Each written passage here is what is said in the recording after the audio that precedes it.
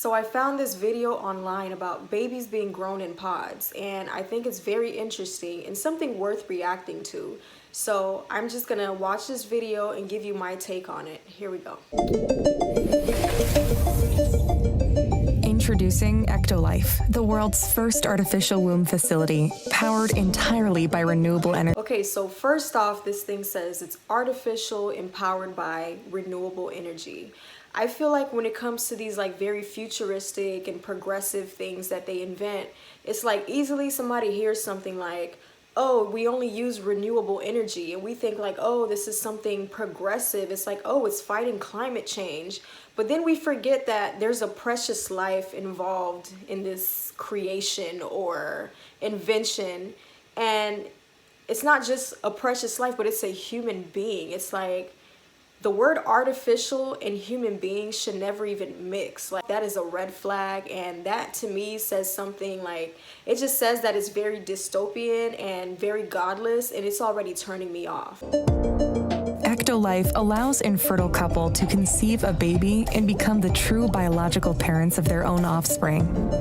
It's a perfect solution for women who had their uterus surgically removed due to cancer or other complications. Coming from a space of being someone who believes in God and just seeing things from that perspective, it's like if the presence of God is still among people on this earth, it's like something like having cancer or being prone to having like complications with birth or like being infertile. It's like easily those things can be healed. The power of God does heal people. I know things like this happen all the time. Like, there are people with testimonies where they've gone to like a man of God or a woman of God, or they've gone to church or something like that, and the person prayed for them, and through the power of God they were healed and able to conceive again or conceive for the first time. I've heard stories of people who've had cervical cancer or who've had cancer in their uterus, who've had breast cancer, all sorts of things.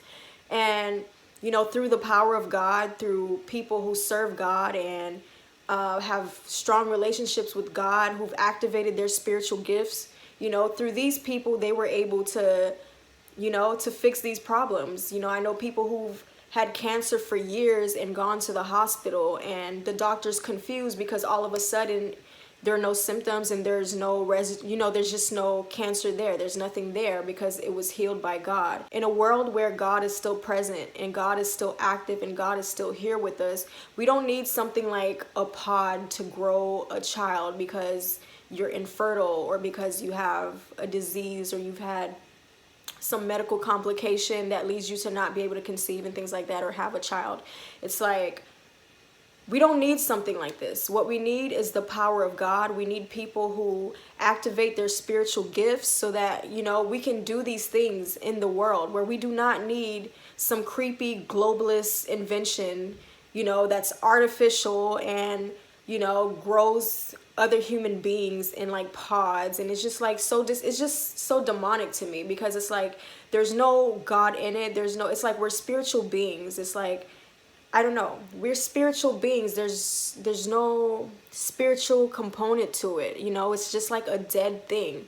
It's like literally taking a human being and manufacturing it like we're like products, or, you know, like programming us like we're like robots or something. It's like, it's just a mess. And if we have God in our lives, if we have righteous people who activate their spiritual gifts, who have strong relationships with God, easily something like cancer can be cured. Something like someone being infertile can be healed, and the person can conceive. It's like these things happen all the time.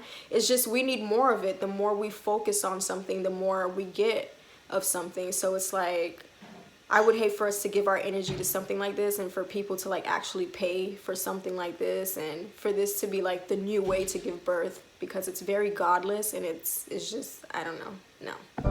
With Ectolife, premature births and C-sections will be a thing of the past. Ectolife is designed to help countries that are suffering from severe population decline, including Japan, Bulgaria, South Korea, and many others. Say that it helps with population decline, you know, in places all over the world. But here's the solution for population decline: get married and have children. Like, God already invented that. Like, why do we need a machine? Why do we need a pod for something like that? You know, it's just simple.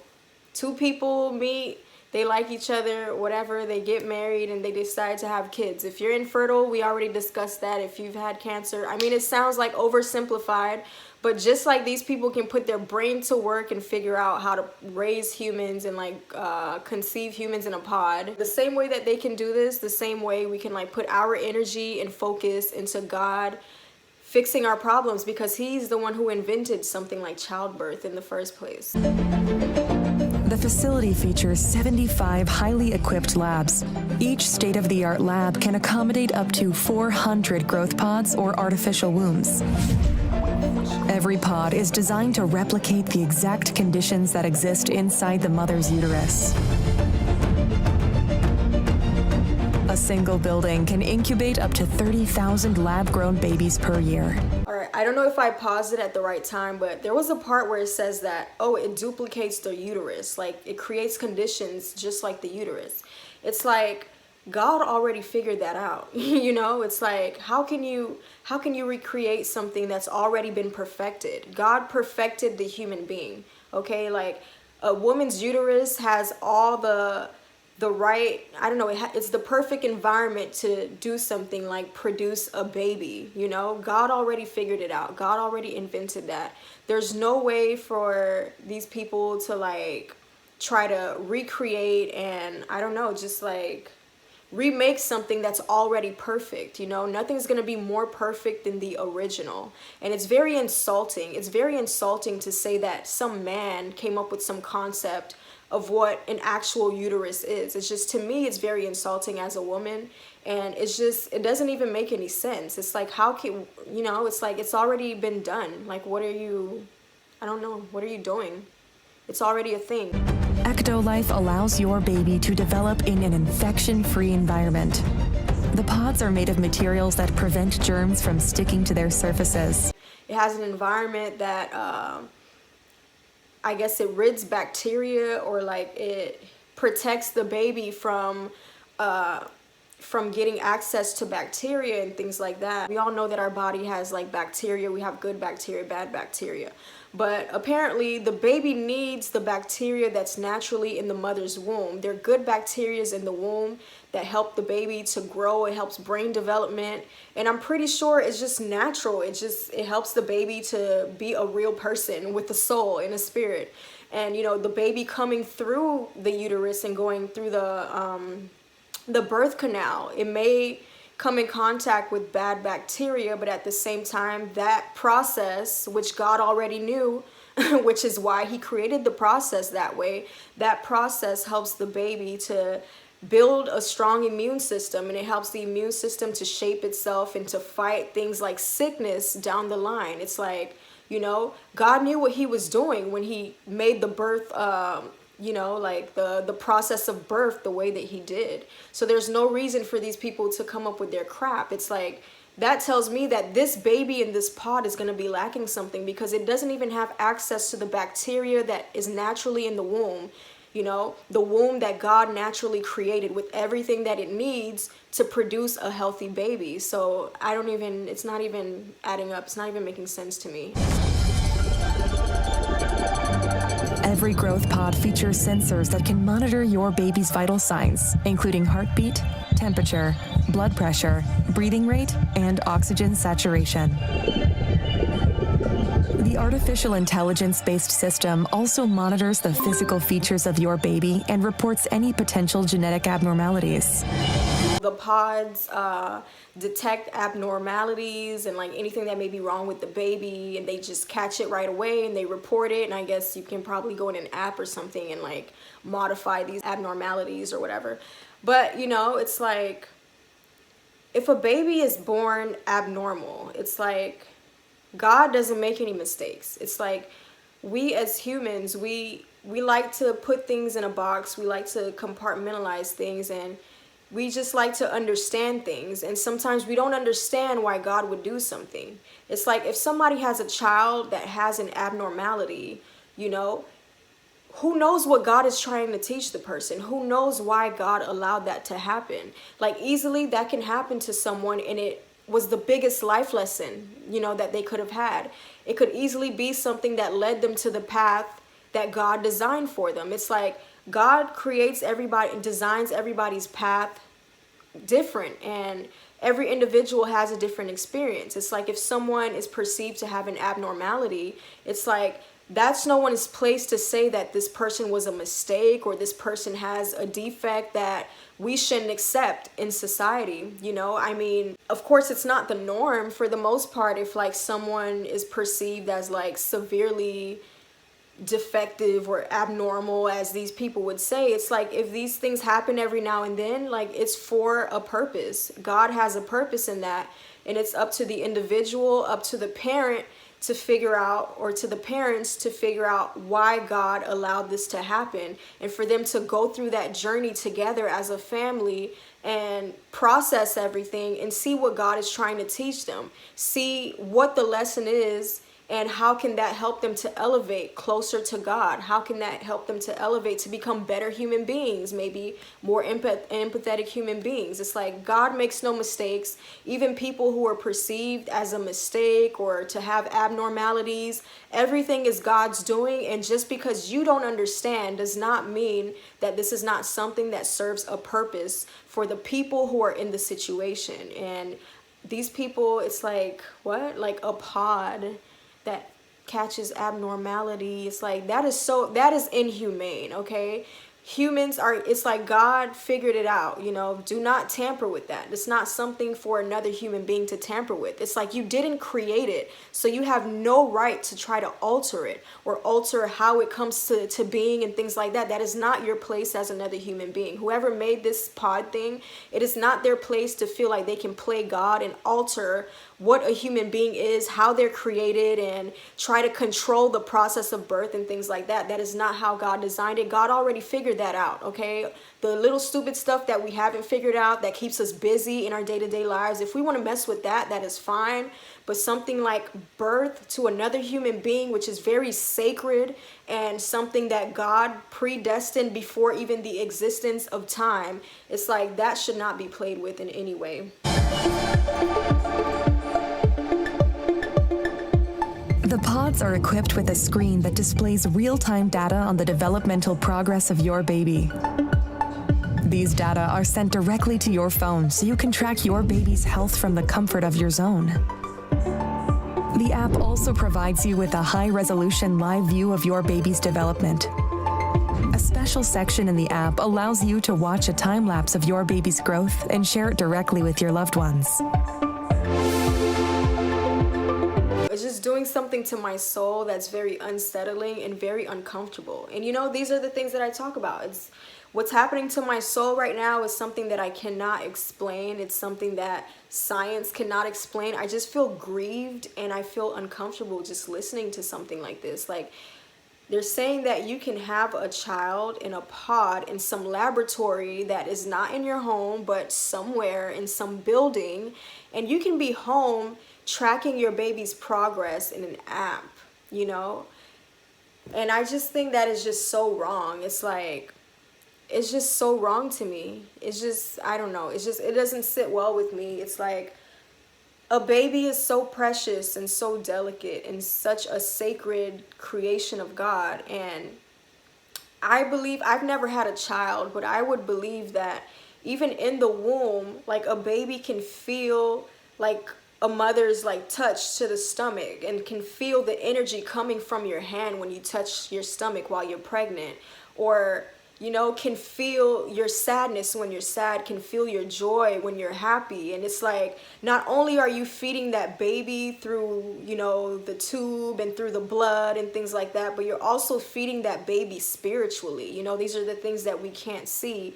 And for the baby to not have that and be so separated and be in some cold laboratory environment where nothing human is happening, nothing pertaining to the soul is happening, nothing spiritual is happening, that baby is going to come out alive and dead. And that baby will be very disconnected from the mother, I would imagine, very disconnected from the rest of the family, because while the baby is in the womb, I believe that spiritual things are happening because we are spiritual beings. We're picking up on these things. The baby's picking up on everything that's happening in the atmosphere spiritually.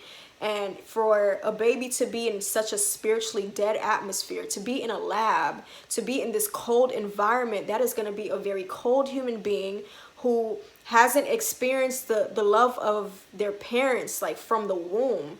You know, that's how babies come out feeling, you know, unwanted, feeling separated, feeling disconnected from their parents. I believe that these things start from even while the baby's forming in the womb. So to be like engaging with your baby from an app is just so inhumane, and it's just, I don't know, it just doesn't sit well with me. It just doesn't sound right. I can't come up with a scientific explanation of why it's wrong, but it's just like in my soul, in my spirit, it just does not seem right. And from the spiritual knowledge that I believe that I have, I can say that, you know, we're spiritual, and if the baby is not getting the spiritual nutrients that it needs, the spiritual love, the spiritual connection that it needs from mother, from father, from environment, then that is not a real baby. That is a manufactured product that has human DNA. Human beings, people, beings that are physical but also spiritual. It's like, there's more to us than the physical. There's more to us than just information. There's more to us than just like the function of the brain that makes you think. You know, there are other aspects to us, including the spiritual aspect. It's like, you know, and not just the spiritual, but your soul. It's like, these are things that you can't explain, and you can't like, I mean, I'm sure you can't explain them, but certain things don't have a scientific explanation, which is why some people would say like, oh, they don't exist. But everybody knows that they have a soul, you know, everybody knows that they have a spirit. And if you don't know, I pray that you figure that out, because I mean, you know, it just sounds off. It's like, we're human beings with a spirit, with a soul. It's like, I can't imagine to have been like conceived in a pod or something like that. It's like something's gonna be missing, you know, regardless of if you can explain that thing or not. It's like, that child is gonna come out missing something. It may have like all of the intellectual things and like all of the things on paper that you're supposed to have as far as like being a healthy human, but it's just some of the intangible things that pertain to the soul and the spirit are gonna be lacking. And it's just like, I don't know, it's just all wrong. And I can't imagine, you know, thinking, feeling people with a soul and a spirit, even like, I don't know, like being grown in a lab. It just sounds very off to me. I can't even fathom. My soul it just feels, I don't know, there's a disconnection between that idea and me as a thinking, feeling person with a soul and a spirit. Because babies can recognize language and learn new words while still in the womb, Ectolife Growth Pods feature internal speakers that play a wide range of words and music to your baby. Through the app, you can choose the playlist that your baby listens to. You can also directly sing to your baby and make them familiar with your voice before birth. Through an app, you can sing to your baby. Through an app, you can get your baby familiar with things like language and things like that. It's like, God already figured that out. God already created that. He created the womb for something like that, you know? And I just imagine that, I don't know, like I said before, just that disconnection from the baby and the womb, like the womb in the mother, not a pod, but you know, just that disconnection, there's just a human aspect to it that's just deprived and removed. I don't know, it just doesn't sit well. It's like, what? Like, you sing to your baby through an app.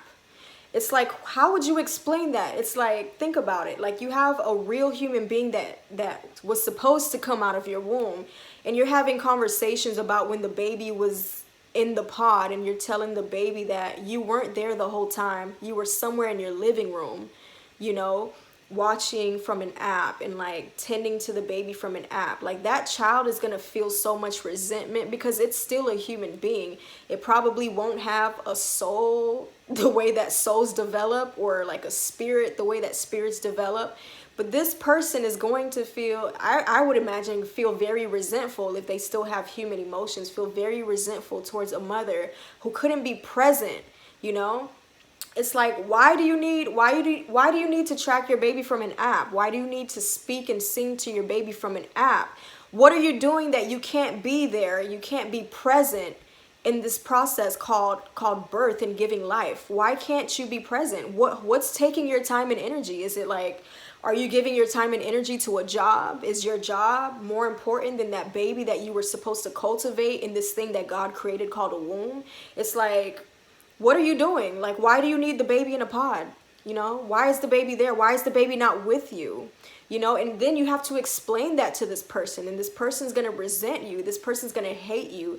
And I would imagine that, I don't know, if that were to become a norm, we would have a society of very hateful, unhappy, soulless, spiritless people, and it would just be like literally robots. You know, that's literally what it would be.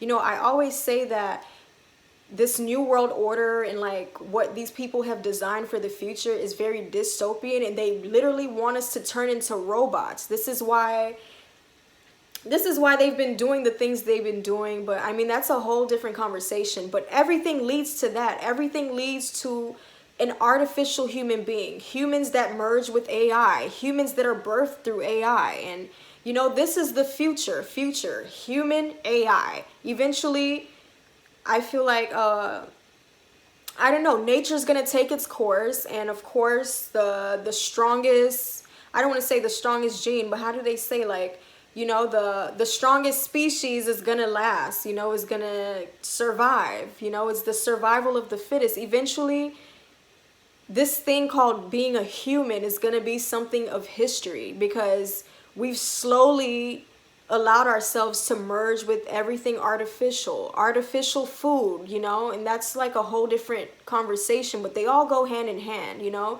they want to print fake meat and have you eating artificial food. They want to put things in your brain, artificial chips in your brain to fix ailments like disease and things like, oh, you can't hear, they'll fix, you know. It's like, this is not natural. It's like, what is the opposite of natural? It's artificial, you know. Artificial intelligence, AI, this is what we're moving toward. Even something so sacred and so beautiful and so beautifully designed and created by God, like giving birth, is going to be something artificial. It's going to be an artificial process, you know? And then I feel like there's a danger component to this, because it's like, easily it could sound good to somebody who's like maybe very progressive and futuristic and into technology and things like that, and you probably, maybe you don't have a strong relationship with God and you just think it's fascinating, you think it's interesting.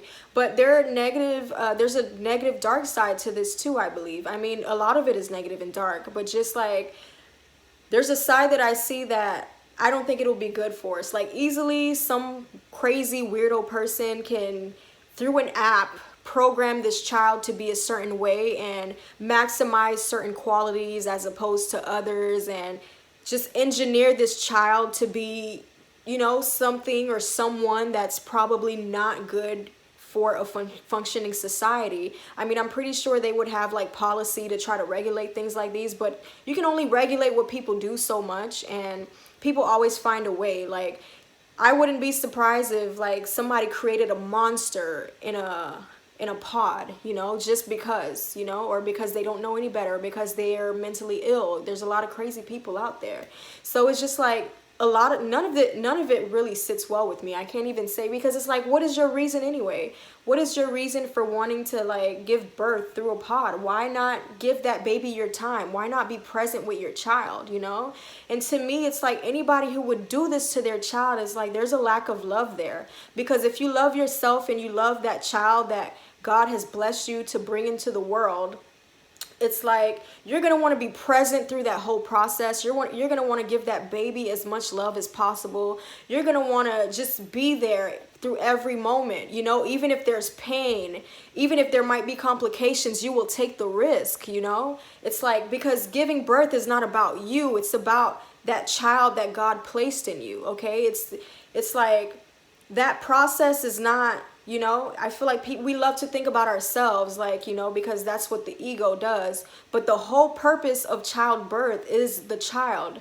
The whole point, it's like the child is the focal point. It's like everything revolves around that child from the point of conception, you know. Now you have to put yourself aside and just be there and present as much as possible, and just take the risk, because you took a risk when you had, you know, when you were going through the pleasure part of it. And then after that, you have to take the risk of what Could be. Might be an abnormality. It just could be. I mean, there's a very slight chance if you've done it the right way, but there's a slight possibility. And in that, God, you don't know why God did it. You have to ask God, and you have to go through the process. You have to see what your journey is in this life, you know? In that, there may be complications, you know? Anything can happen. I mean, the process of birth, for the most part, majority of the time, it ends well, but that's the process of life. That's a part of being a human being. Everything isn't perfect. Everything is perfect by the design of God, but it's up to us when we perceive something to be imperfect to see why God did what he did and what is he trying to teach you. It's like there's no reason for people to be growing babies in pods, you know? Like, why can't you be there and present with your child? Is it a job? Is it like, you know, like, what is the job giving you that, you know, I don't know, that the process of, you know, being with your child and just, I don't know, it's like fulfilling your calling of God to be a mother at that time. It's like, what is that job giving you? Like a few bucks? It's like, you know, or even like, I feel like some people would do something like that because they just want a child. It's like, just because you want a baby doesn't mean you're supposed to have a baby, which is why God does things in his own timing. He does things the way that he wants them to be done because he already knows us. He knows what we can handle, what we can't handle, and he knows the path that he has created for us. It's like, just because you want a baby does not mean you get to put an egg inside of a pod and artificially grow a baby, because a lot of people aren't ready for something like childbearing. A lot of people don't have the maturity, don't have the stability. You know, God knows what he's doing. That's what I'm saying. God knows what he's doing. God predestined everyone's birth before we were even conceived. God is the inventor of the process of birth, of the womb, of the baby coming through the birth canal and everything that comes with that. God doesn't make any mistakes, even if someone would think that a child is a mistake, that a child has abnormalities, that the child was born before it was supposed to, whatever the case may be. God knew why he did what he did, and it's up to you to figure that out.